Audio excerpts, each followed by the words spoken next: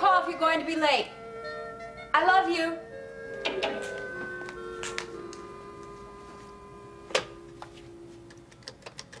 Call me if you can't make it. I love you.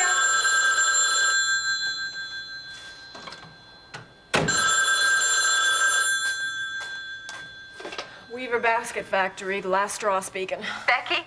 Laura? Lori, where are you? You'd never guess. What happened? They hijacked your boat to Cuba? No way, Jose. But we did actually go bananas. I tell you, we had a honeymoon you would not believe. Oh, yeah? Well, try me. Well, let's just say I learned a lot about my husband's profession, the hard way. Uh-oh, what happened? What didn't happen? First, Ben got seasick an hour after the cruise took off. Lori, on your honeymoon night? Yes. And by the time we finally found some medicine, it was 3 in the morning and Ben was green. Next, he got sunburned. Oh, sounds like a colorful honeymoon. First green, next red. Oh, but there's more. After a couple of days of being a really soft touch, Ben decided to go swimming again in another port. Mm-hmm. And I had to get 2 lifeguards to carry him back to his room. Both feet injured. First he stepped on a broken seashell, and next a great big crab bit his other foot. Poor guy. I bet you were tired of being a nursemaid, huh? Well, to tell you the truth, I loved it. We had a great time, Becky. But the best part was coming back. We have a home. Of course you have a home. I mean, his place may be a little early macho, but No, that was Ben's surprise. His parents gave us a condominium. Fully furnished. Becky, it's gorgeous. Well, Laura, that's great. I still can't believe it. Hey, look, I've got to go to school this morning for some backup assignments. What do you say I stop by your place and... Oh, I've got so much to tell you about. Laura, I'd love it, really. I'd love to see you, but, listen, I got to go out this afternoon. How about later? I'd love to see your condo. Okay. How about noon? You can be my first luncheon guest. No chicken soup. No chicken soup. I promise. I'll surprise you. Maybe even myself. Okay, you're on. I have a couple of surprises for you, too. Well, listen, before you hang up, give me your address. That's right. Okay. Wait a minute, let me grab a pencil. Okay. Shoot. 7561. 7561. Culpeper Lane. Culpeper Lane? Mm-hmm. Okay. All right. Now, when you leave your house, you just go down.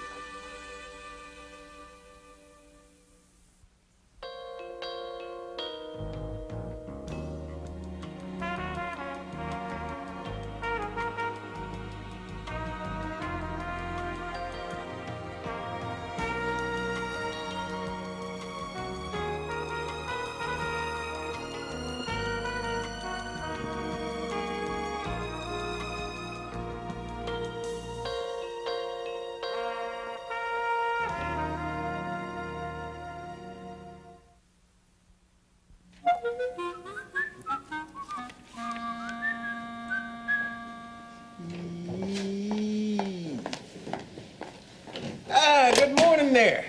Really? It was when I got to work an hour ago. Want to talk?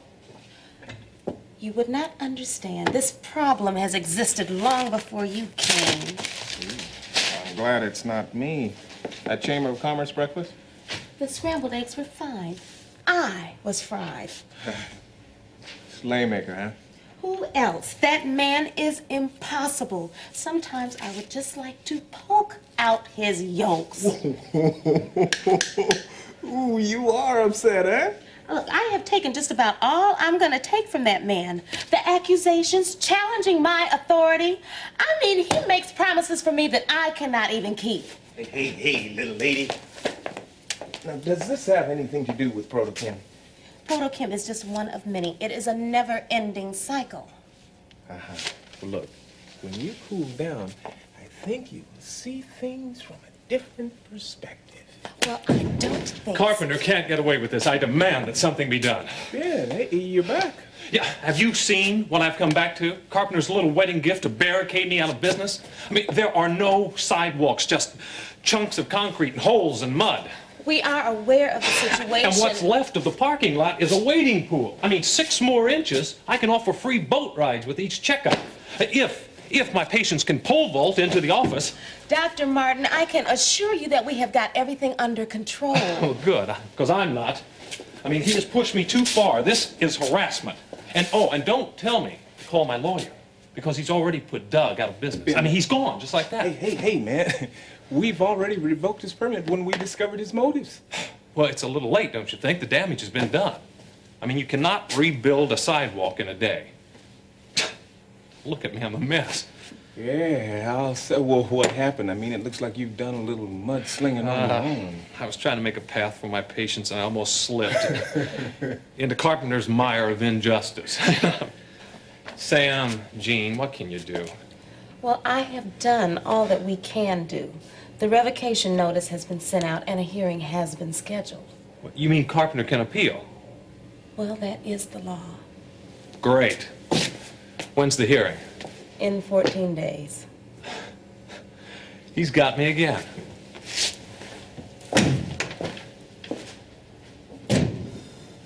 Maybe his perspectives will change when he cools off.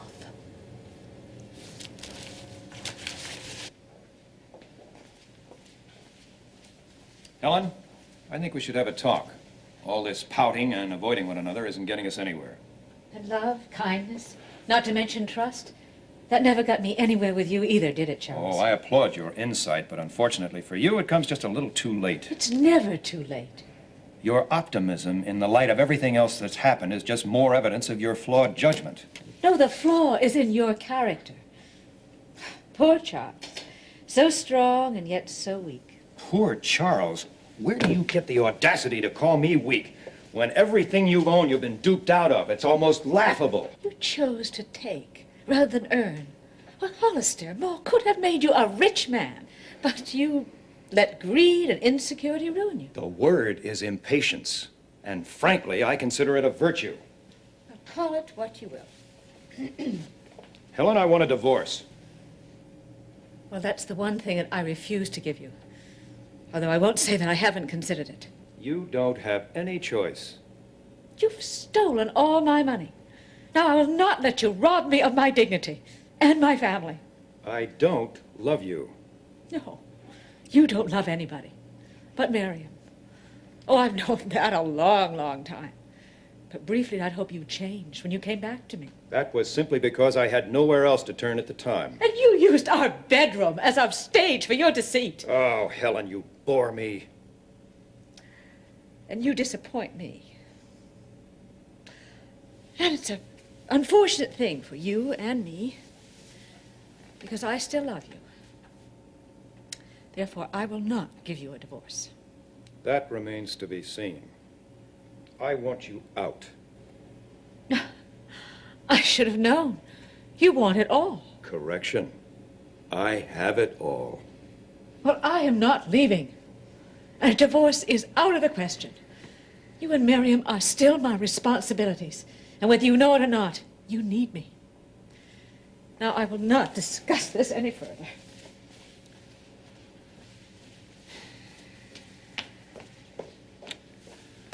There are ways, Helen.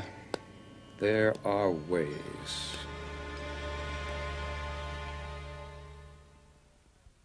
Becky, it's so good to see you. You too. Lori, look at you. What are you, little Miss Domestic now? Mrs. Domestic. Oh, excuse me. Yes. Look at this place. It looks like the inside of some interior design magazine. I know. I have to pinch myself once an hour to make sure I'm awake. You want me to take off my shoes? Oh, don't be silly. As a matter of fact, I can't wait for this place to get dirty so I can clean it. Don't tell Ben, but I've already vacuumed 6 times. You know, the kitchen smells like you'll have a good time cleaning it. And I promise not to offer to do the dishes, all right? Okay, deal. I'd love to hear the dishwasher anyway. I should have figured that. I mean, I know that the newness will wear off sooner or later, but it's so much fun playing house. Won't you have a seat, Miss Hewitt, and we'll play show and tell? I'd love to, Mrs. Martin, but I'm no longer Miss Hewitt. Becky, you're not. Yes, I am. We don't have rings to prove it like you, but Versa and I finally made it legal. We'll pick out rings as soon as we decide what we like. Oh, well, when? How? Tell me all about it. Well, there's not much to tell. Russ proposed, and I said, yes. And so we did it. When? Yesterday. Where? At some cute little chapel about 20 miles out of town. I wish Ben and I could have been there. Me too. But, you know, we kind of decided no fanfare. Russ kind of wanted a small, intimate little morning service. What did your parents say? They're thrilled. Well, maybe a little insulted at not being invited. Oh, I'm sure that Russ's mother's really happy, too. When will you get to meet her? Soon, I hope. Russ tried to call her, but, Oh, guess what else? Another surprise? Yes. You're talking to a singing star. You tried out for the college play? Better than that. Besides, Heather got the lead again this year. Anyway, this is money. Do you remember the group Summer Wind? The rock band? Yeah. Well, I am now the lead singer. I gotta put this yacker to use somehow, huh? You should have seen us opening night, Lord. They love me. Us, all of us, you know. Where did you open? A little place, but that's only the beginning. We're gonna go bigger. Oh, a wife and a singer all in 2 weeks' time. What next? I don't know. Do you and Russ have any plans for Christmas Eve? Solitude. Things have been so hectic lately. I just want him all to myself Christmas Eve.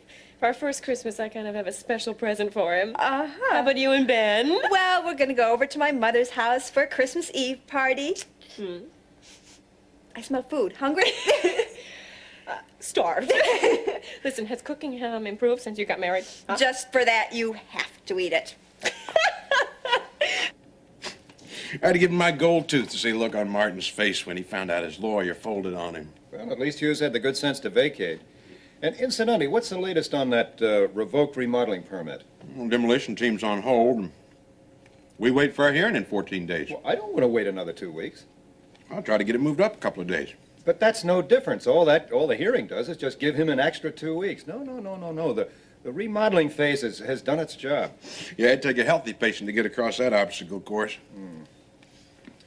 Why don't you put some pressure on that Marshall woman? Get her to drop the revocation notice. If you do that, then all we have to do is proceed with evicting Martin. She's a tough cookie. Well, call Slaymaker. He owes me one. Now, you leave this to me. I'll be nominated for an Academy Award when I get through with Miss Marshall. Good. Well, that's one problem solved. Tell me, Webster, how are you at handling a divorce? I bounced back pretty quick. Not yours, mine. A nice, clean break and no press coverage. None. Bad for business. I thought... Isn't your wife the large investor that put Hollister Mall on the map? A contribution, her last. I'll bet. Does she know? I'll handle the personal details. You just take care of the legal matters. And do what you have to do it quick and profitably for me. I'm certain that she'll want alimony, but keep it minimal. You've been married, what, 35 years? 33. Charles, are you sure you want to do this? Yes, I am. Quick and clean. Sure. You're the boss. Anything we can do your mother in for?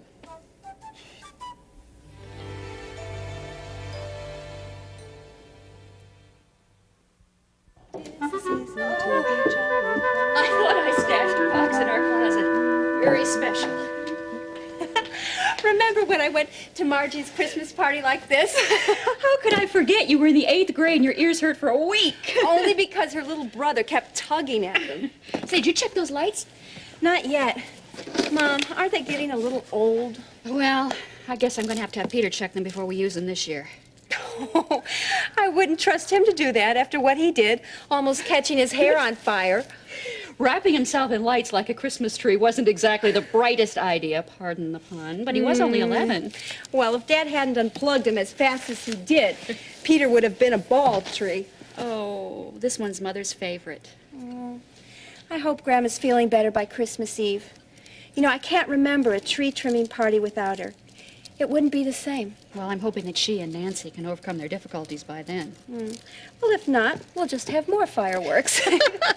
Who's coming over this year? Oh, we're going to have a house full. Let's see, there's going to be you and Ben, Cummings, Mitch, and plenty of goodies. I invited Becky and Russ, but they're busy. They got married yesterday. Married? Well, you don't sound too happy for them. Becky's dropping out of school. Oh, I'm sorry to hear that. Becky looks so tired and so thin, and they couldn't even afford wedding rings. Well, good marriages don't depend on material things. It's what's in their hearts. I know that, Mom. And believe me, I'm so thankful for what Ben and I have. And I know we could be happy even without those things. Is Russ quitting school, too? I don't think so. At least not yet. Becky's supporting them as a singer in a rock band. She's been a busy girl. I'm worried about her. She's pregnant. Is she sure? Ben is. Ben knows how close I am to her, so he told me. Well, how's that? Well, he was filling in for Dr. Greeley one day, and Becky had an appointment. Today at lunch, I gave her every opportunity to tell me. Well, she's probably just waiting to break the news about the baby until everyone's heard about the wedding. Unless she's making other plans. You mean abortion? She and Russ are married. Why do that? No money. Her job. Russ's med school. She's hurting, Mom. I see it in her eyes. And I want to help her, but I just don't know what to do.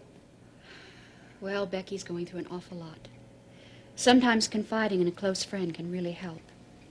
Start by telling her that you know and that you care.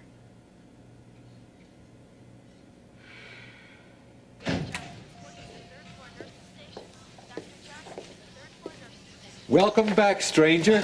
Alex, how are you? Fine. You know, your patients missed you, and so did I. How's Lori? What's better than wonderful? All right, I get the message. Now, Lori's the one bright spot in my life. My practice isn't doing so well, though. Well, now, don't worry. You know, your patients will come flooding in as soon as they hear you're back in town. Yeah, well, only if they can fly. My landlord has remodeled the area in front of my office. Ben, isn't it time you moved? You know, my offer still stands. Come into full-time practice with me. Well, thank you, Alex. I am tempted, but I can't. I mean, I've got to give Carpenter a run for my money. Ben, he's going to run you out of business. Well, look, I paid him 6 months' rent in advance, not to mention the equipment I bought.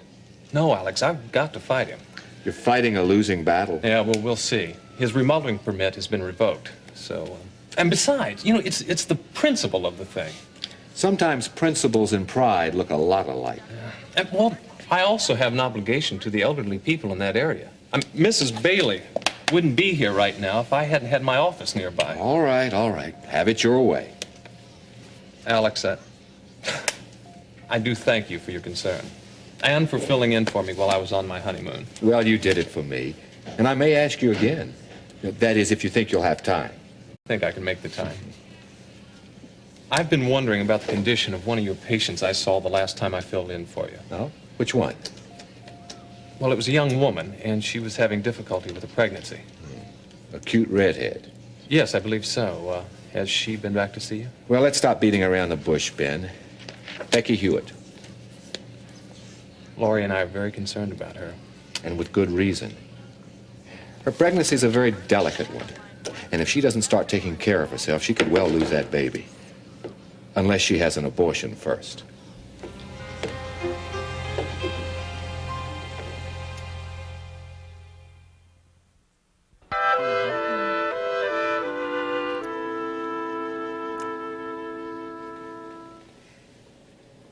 How does it feel to be Mrs.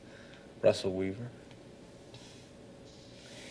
It feels right. But then I open my eyes and the reality stares back at me. This is reality. Me and you, always. Yeah, but Russ, when I look past you, all I see is a dumpy apartment, bills that have to be paid, med school. Excuse me. I'm trying to do the best I can. We knew it would be better roses. Don't you think I want to get you the best? I know you do. And I can wait. Besides, I'm going to be earning more money soon, right? I hope. Look, I want you to see what I got. I had a part of the $20 that Mom and Dad gave me. Ooh! I must have spent $3. I splurged. Now is mistletoe. Yeah, I guess it's more than we can afford to cheer this place up. You should see Lori and Ben's new condo. When'd you see it? Lori had me over for lunch today. You want a soda? No, I thought that they were broke because Ben dumped all his money into that office. Ben's parents gave them a down payment on the condo for a wedding present and paid for the furniture. Well, it must be nice. Man, Lori and Dr. Ben must be in seventh heaven after having everything handed to them on a silver platter. Don't knock it. Your father would do the same thing for us if you just I let don't him. take handouts like some people. Let's not discuss it, okay? Speaking of Mom and Pop, by the way, we're having Christmas Eve dinner with them. For us. I made plans for us. Well, Alone. I guess you're gonna have to cancel those plans for us alone. Come on, it's our first Christmas. Don't I get a vote? I think that I've already voted for you. Come on, Becky. Now, we're not going to stand for this graphic illustration of your bias. Mr. Webster, you are rudely interrupting. This is urgent. Now, my client, Charles Carpenter, has been served with a terrible injustice, and I demand immediate restitution. I suggest you keep your voice down, Webster. Excuse us, Mr. Carson. Listen, just take a minute. You can take your idle threats and leave this office. This is harassment. Now, my client is within the law to remodel. Well, not if his primary reason for doing so is to run tenants out of business. That is a prejudiced assumption which you have no way of proving. You'd have a tough time proving otherwise. We don't want any trouble.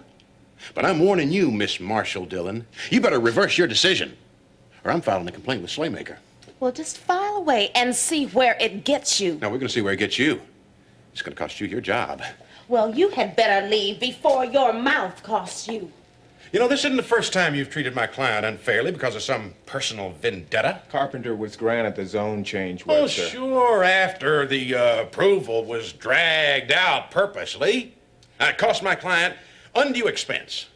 I'm going to have you purposely dragged out of here if you don't leave right now. Well, add physical threats to the harassment complaint I'm going to file with Commissioner Slaymaker right now. You can clean out your desk, young lady. Your civil service career's over. Have a nice day.